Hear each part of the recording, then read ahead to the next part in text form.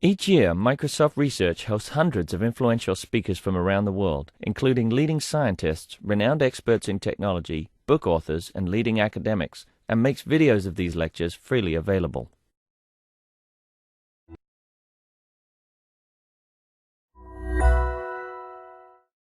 Okay, I think we should get started. This is the second session where we're going to talk about data science challenges in Earth and space science. We're split here. We have one talk before lunch and then 3 talks after lunch. I think I get 5 minutes to say something, and I'll try not to use it all, but I do want to thank IMS and Microsoft for hosting this event and for supporting it. My name is Amy Braverman. I'm from the Jet Propulsion Laboratory in Pasadena. In case you probably do know about us if you follow the Mars rovers and Mars landings and things like that, asteroid crashing things into asteroids, that's us. We are a lab of Caltech. We're basically a national lab. We're funded by NASA and operated by Caltech. So there's a very tight relationship between JPL and Caltech. We have many data science problems. Everybody at JPL does data science, whether they know it or not, because everybody has data. That's all we're about is data. Collecting it, analyzing it, and turning it into data products that the larger worldwide scientific community can use for their science. So what I had hoped to accomplish here was to let you know that we are very actively involved in data science and acquaint you with some of the problems that we have, because there's a lot of room for help. We do have NASA supports a fairly vigorous machine learning community, less so on the statistical theory and statistical methods front, but we're trying to change that. So I've invited 2 colleagues from statistics to join us today. They're both working with me on various projects. That's Jenny and Matthias. I've invited George Djorgovski to talk to us about the larger landscape of data science in the NASA and space science community. George is no stranger to any of us that have been sort of roaming around the data science world, or its precursor, the massive data set world. He was involved for a long time in helping to formalize that. He's a professor of astronomy at Caltech, the director for the Center of Data-Driven Discovery, and has many other credentials that I'll let you read about on the World Wide Web. So thank you, George. Well, thank you, Amy. Good morning, everybody. First, let me apologize for the bogus title and abstract in the program. Those were placeholders that were never replaced. If that abstract reads like bullshit, that's because that's what it is. Now, I give that talk too, but to a different audience. So what I'd like to talk to you about are some actual specific challenges that we're dealing with now or anticipate dealing with. So as Amy mentioned, we have this brand new research center at Caltech called Center for Data-Driven Discovery, and it's in a close partnership with the Center for Data Science and Technology at JPL. Our goal is to obviously provide the expertise in various aspects of data-intensive computational science to research groups, Caltech and JPL. But in my mind, the core intellectual function of our center is what I call methodology transfer, trying to reuse solutions developed for one domain somewhere else, because I believe that there is an underlying universal methodology for data science that's emerging now, and it's silly to try to reinvent the wheels and make most of them square. So for example, one of our first projects that we're doing is we're using some of the data analytics tools that are based on machine learning and statistics that we developed to analyze data from sky surveys, and now applying them in neurobiology. And we already have some interesting results with our colleagues. For example, we probably have a better diagnosis for autism than anybody before. But it's just a start. We're dabbling into cancer research, geophysics, all kinds of stuff. Okay, so what I would like to tell you about are some examples of challenges where I think we could use help of statisticians and machine learning experts. First, I'll tell you some about those that we're working on now. They're drawn from astronomy because that's my field. That's what I know to talk about. And they had to deal with what's, I think, really a more general problem or challenge or opportunity of extracting knowledge from massive data streams, not just data sets. With data stream, you mean you have to process it as you go along, and that is driven both by necessity, otherwise you'll never catch up, but also by opportunity, because by being able to react quickly to interesting things that happen in time domain, you have new opportunities for discovery. And I also talked about several broader challenges I think are coming up in front of us.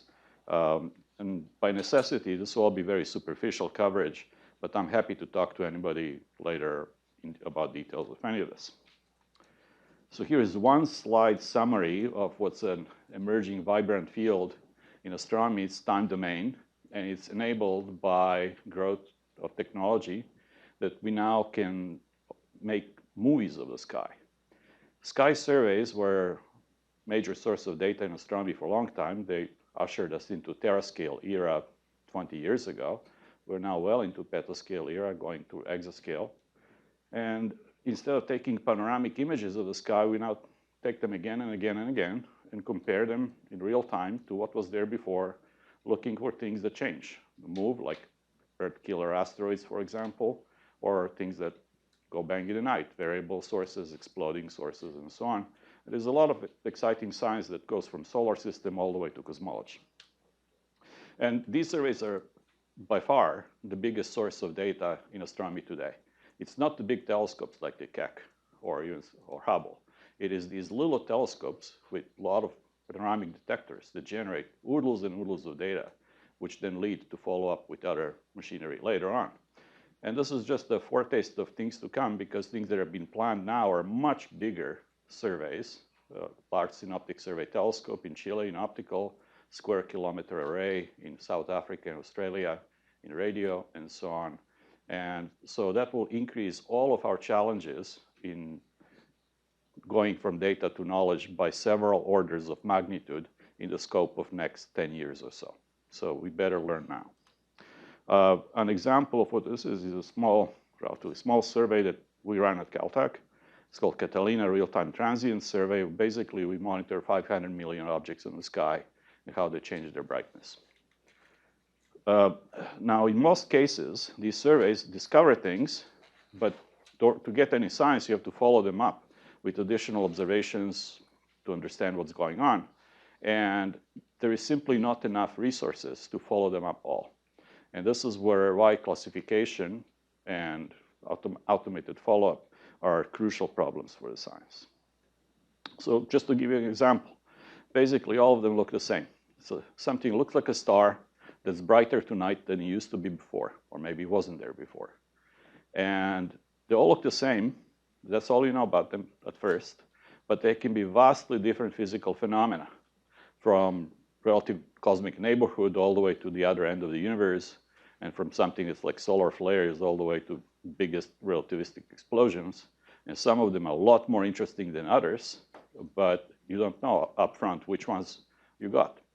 And so this is why rapid classification is crucial in order to select the most interesting ones. And then there is an even bigger machine learning problem with how to decide to deploy your resources in actually following them up.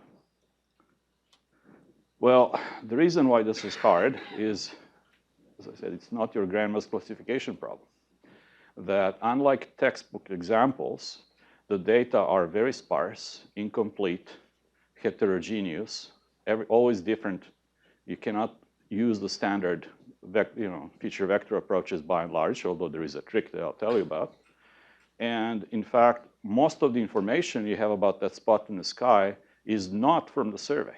It's from what was known about that spot before, and distributed archives that are unified in virtual observatory framework, that you have to pull all that prior information, because that's what tells you what might be going on, and then you have to combine that dynamically with the new data as they're coming in. So because we're talking about huge data rates, humans are completely overwhelmed by this. You want to do it also repeatably, reliably, and so this is why we have to do this in an automated fashion. And then there is this other problem of actually being able to follow them up. Okay, so we tried a whole bunch of different things. This has been going on for about 10 years. There are like 3 big research groups involved in this. And you'll recognize some of the buzzwords here. I will not go into any of this. But there is one thing that I think might be useful in other contexts. Because basically what you're dealing with here is a time series of measurements of some sort. In our case, it's the flux from celestial source, which we call light curve, but it's just a time series. And the problem, as I indicated already, is that they're always different. There are different numbers of data points, cadence is different, signal to noise is different, all that kind of stuff. And so you cannot use the data themselves as an input into the machine learning machinery. So the trick we come up with is that instead of using data themselves, we evaluate a whole bunch of statistical descriptors of the time series, which to first order do not depend on how many data points and so on. And that gives us a homogeneous set of data or feature vectors that now have every slot filled. And those we can feed into the standard machinery and do the classification. So this is actually real data about quasars in some observable parameter space, but things are usually not nearly this nice. This is nice separation there. I mean, by and large, things look much, much worse. And so once we have feature vectors, and there are about 70 of those features, you have to decide which ones are you going to use for which problem you have. For example, in Bayesian networks, there is a super exponential expansion of computational complexity as you increase the number of dimensions. And so there is a high premium on figuring out which few give you most information. So we apply a variety of feature selection tools. And here's an example of two light curves of two very different kinds of stars. And you'll be hard-pressed to tell that there is any difference between them. But when you select the top three features, you get nice and clean separation parameter space between those two very different kinds of objects. So we're doing a lot of work on this because different features work in different kinds of classification problem. So the machine learning answer, statistical answer, depends on what is the question that you're asking, right? Are you separating supernovas from something else, or this kind of star from that kind of star? And so there is a lot of work that needs to be done on that.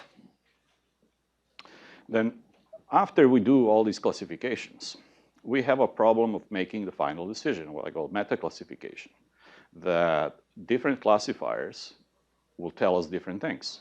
Because a priori, we don't know which is the case that we should be using to optimize the choice. And so there is the question of combining in an intelligent and adaptive way output of multiple classifiers so that you have one optimal decision, which can change in time as new data come in. And again, we're experimenting with a whole bunch of different methods on how to do this.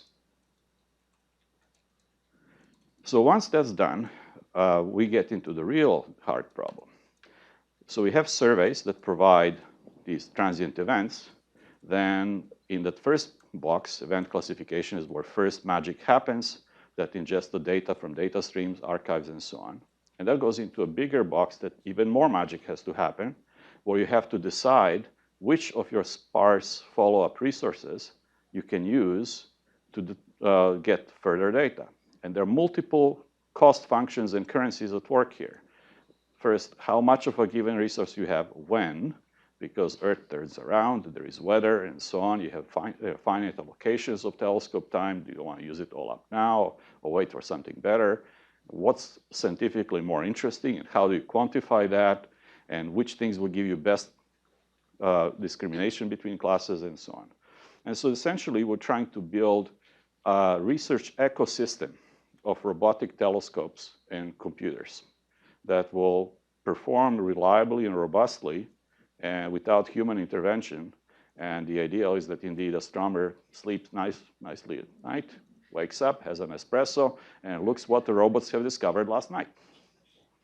The next step is, of course, to have them write papers, but.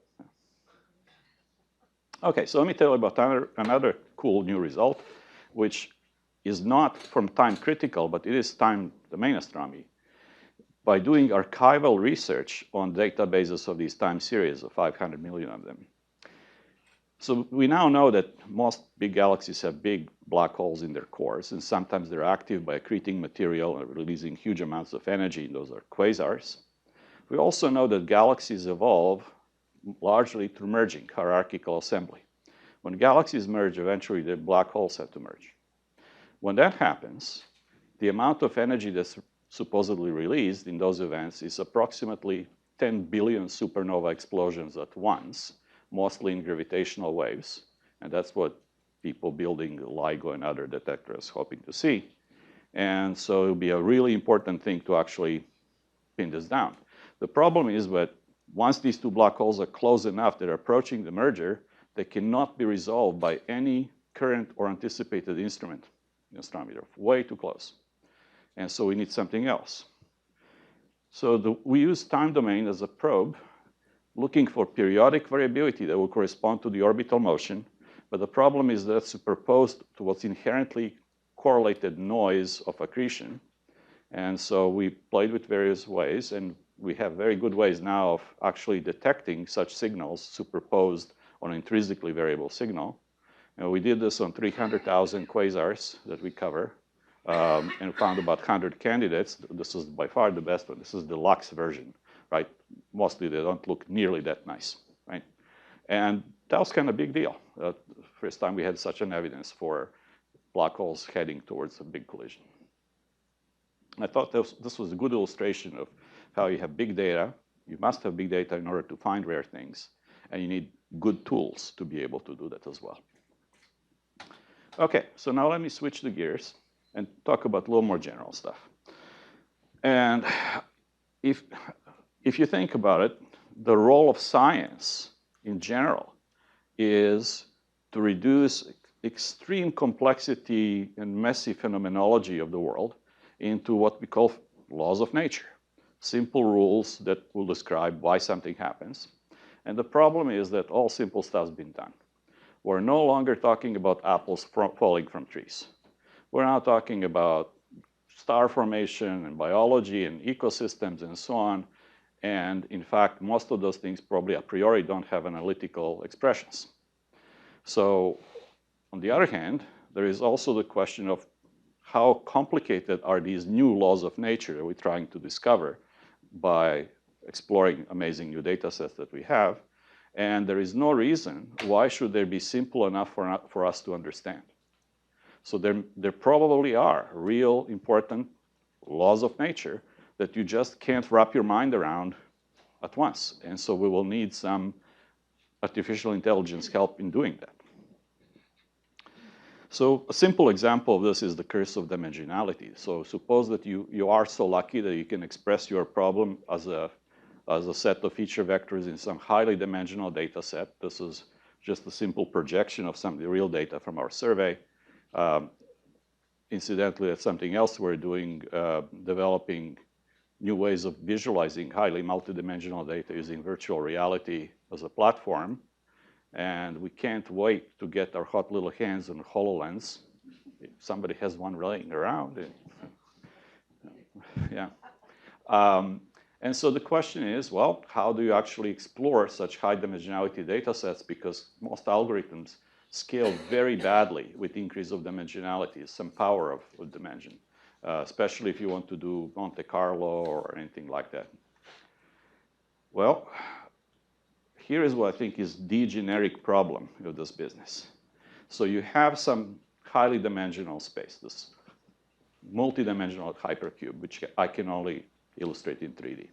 And there is a cloud of data in it, very messy, and most of the data do not contain useful information. They're noise of some sort, right? But somewhere, in some corner of some particular projection of that space, there is something interesting going on, a correlation or a cluster or something, and something that's different from noise. And the question is how you discover such things. So there is a 20-dimensional projection of a 1,000-dimensional data space, and in it, there is some multivariate correlation going on. Well, just about anything we have available to us now just simply does not scale well to this. So the question is, how do you develop generic tools to approach this problem? Because you don't a priori know what's the form of your noise. It need not be Gaussian. It's never Gaussian or Poissonian. It can be very complicated. You don't know what you're looking for. You just know it's different from noise. So there is some sort of change of some entropy-like function that describes this phenomenon that you are supposed to discover. And that, I think, is common to just about every area of big data science. So how to do this other than just simple brute force, which basically doesn't work. Another big question, I think Jeff Jewell will talk about this in more detail, is quantifying model uncertainty. By model, I mean two different things, really. There is data model that means like I applied neural network on something, and it produces classification A, B, and C. And so that has certain assumptions built in. Or it could be a numerical simulation of something, a climate, say. And then there are many different sources of uncertainty in all this that depend not just on the data but and accuracy of your computing, but also on the choices of algorithms, choices of the workflows, and so on and so forth. And this is obviously crucial for just about any field that relies on large data sets and numerical simulations and aspires to predict anything, and climate change being an obvious example. You probably know that most of the climate deniers are always talking about, oh, but these guys don't know it's going to be 2 degrees or 5 degrees, right?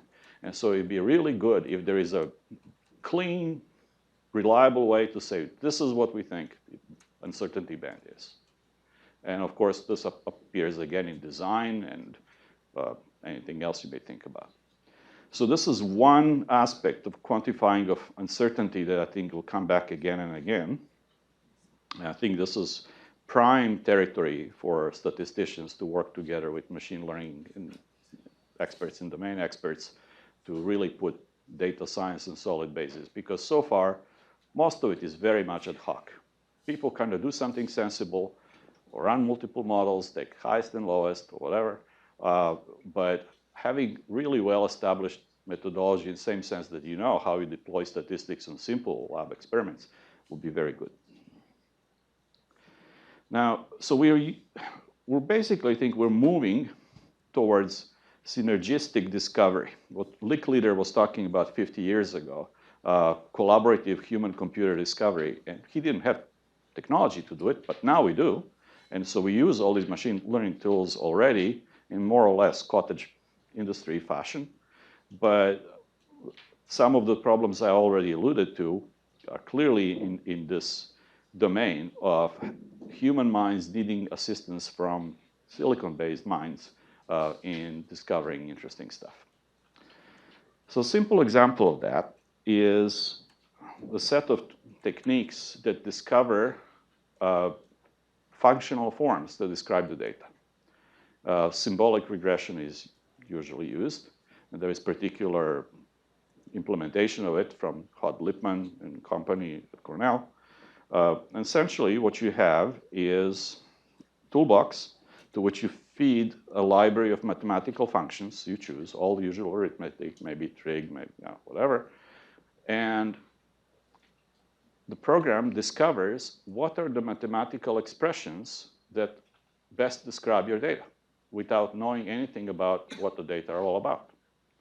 So in most cases, we're thinking machine learning as doing classification, finding correlations, clusters, and so on. In this case, it's finding functional forms that describe something, which may or may not have any meaning whatsoever. Now, we tested it to rediscover some of the known things in astronomy, and it did pretty good. Then we actually gave it a new problem to do, and it was, again, classification problem. So by finding a function of some subset of parameters, and then multiplying it with Heaviside functions, so to the left is type 1, and to the right is type 2, it can work as a binary classifier. And it did it as well as any of the other tools we did on the first go. Very high accuracy. So again, here is an example of two totally different kinds of variable stars. You look at the data, what's going on, and the program finds the right kind of functions, some parts of which we understood and some parts which were new to us, which actually performed as well as anything else we tried before. And we tested it with independent data, and you can see there is a very clean separation of two types in particular parameter space. The program didn't know about this. Right? Now, here is the question.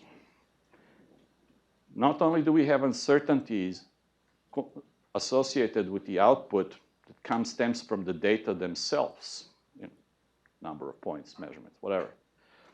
Here the question is, how reliable is the functional choice that program is making? Or it's found a whole bunch of local maxima that you want, but how do you know that that's the right expression to be used, which you can then try to interpret?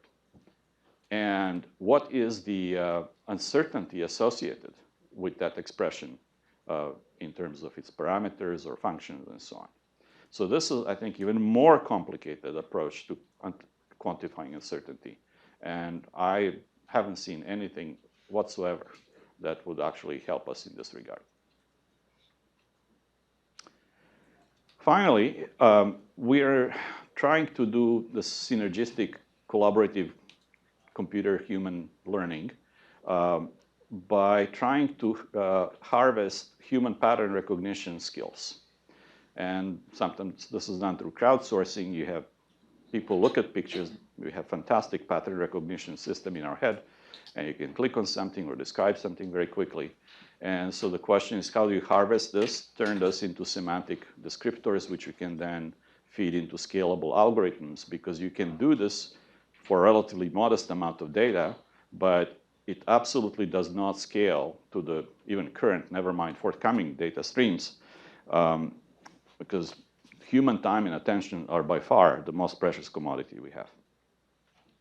So that too then has a whole another slew of uncertainties because humans make mistakes. Right? And how do you actually assess how well is your machine learning system learning on the basis of this human input, and then what's the reliability of the decisions it will start making? Okay, so here is the very quick summary of some of these. In terms of time domain astronomy, or rather any kind of research that deals with real-time processing of massive complex data streams and requires instant or a rapid reaction and follow-up measurements, there are challenges involving classification of interesting events that occur in what's usually very messy, incomplete, noisy environment. And you want to optimize this, you don't have any false alarms and don't miss anything important and so on. It could be things floating in the sky, could be environmental sensors, could be security applications, doesn't matter. And then how do you also optimize the decision-making of which of your sparse resources are you going to deploy when? So our colleagues at JPL are worrying about this in the context of spacecraft networks, say rovers and orbiters around Mars, to decide on their own which things to follow up, because they're severely bandwidth limited, and they cannot even send all the data, just like a few percent most. Then there's a generic problem of the pattern discovery in high dimensionality data spaces, which are populated by noisy data of some sort. And there is the whole set of these quantifications of uncertainties in models themselves, in the emerging arena of machine-assisted discovery of functional forms, not just descriptions of the data, and now in symbiosis between human and computer in doing this collaborative learning, how do you then approach that? And so those are all, I think, very big problems, and I think every one of them is relevant for a broad range of data science, and it's going to be only more so. Oh, thank you. Thank you, George. Well, thank you, George. I think we have a few minutes for questions, if there are any. Yes? I have a quick comment. So I enjoyed your, I like the point that you are feeding summary statistics instead of the entire data to, so that has a precedent at least in Bayesian statistics. It's called the proximate Bayes computation. It actually started in population genetics, so you might find it useful to look at the literature. And this is exactly what's done. Yes, you're right. I mean, I cut many corners in this talk. We did play extensively with Bayesian methods at first, precisely for these reasons, right? But, yeah. Yes? Yeah, so you talked about the problem of noisy data, and I'm wondering whether it's possible to leverage the prior knowledge about the problem in literature to help solving this problem. I'm thinking, some literature articles might say, at this spot or this location in the sky, we have observed a certain phenomena, and if we can do text mining and try to leverage the literature data to extract relevant information, that might guide us to select data points that are relevant for But analysis. this is actually three different things you're talking about. Absolutely using archival data, which includes literature, in classification process is part of automated classification, but that's not noise. What I was talking about is actual noisy random data that you don't care about, on top of which there is something interesting happening, right? And you don't know a priori which data points are good, which are not, and that's it. Yeah, Ignore sky. It's this parameter space we're talking about. Okay. Yeah, so I'm not sure if I expressed Yeah. so clearly, but what I meant is, suppose there are many data points that you collected from the sky, and you're not sure which part might be more important. And then if some locations are mentioned in research literature about certain phenomena, then we can assume the points that are close to that location might be more useful. I don't know if it makes sense because I don't know much about the. I see what you're saying, but the short answer is no. And you shouldn't think about astronomy at all. You're talking about generic parameter spaces. And finally, the question of incorporating expertise is, to me, part of this business of collaborative human-computer learning, because when an astronomer or a student looks at the picture and says, oh, this is supernova, they're using some domain expertise they have. Unfortunately, most of the crowdsourced citizen-sized projects basically use people as click-through slaves. And we're trying to do something a little more smart, where you can actually harvest whatever expertise somebody has, and you don't know how much expertise they have until you can quantify it in some good way. Because some people will be really good at making the right choice, and some people will be awful. And they all think they're good, right? So that's yet another problem. Any other questions? Just a quick question. First of all, fabulous talk, and I love the set of challenges. You talk about the power of the human visual system for pattern recognition. There are also some real biases in what it is that people see, and so like linear patterns are way easier to detect than some that have some odder pattern. Have you thought at all about kinds of data transformations that you might use to facilitate things popping out to people in interesting ways? Or just some of the constraints that has. Yeah, I mean, the usual thing is, well, how do you know this isn't, say, a chance alignment of something or other? And so, yes, absolutely. There'll be patterns which may be spurious, that be just due to chance, that people pick up. There may be real systematic patterns that are not easily processed by the. Oh, absolutely. No, I was always baffled what visual analytics really means. I think this is why this has to be a collaborative human-machine discovery, where computers should keep you on straight and narrow, right? You're pointing to a whole another can of worms, because of course we see a lot of stuff that we actually don't see. There are very few pixels in your eye, and your brain interpolates a lot what you think you're seeing. It's like the famous gorilla in the elevator experiment, right? So. All right. Yeah, one more. So is there a possibility of putting some of the data on making it online available? Like some of this kind of streaming astronomy data, like there's a lack of kind of really big, interesting data sets that are available. They are all online already. And in fact, we're strong believers in what I call open data philosophy, that we make all of our data available to the whole world immediately, warts and all, and we add data products on top of that. And this is because we can only do maybe 1% of all science that's enabled by the data.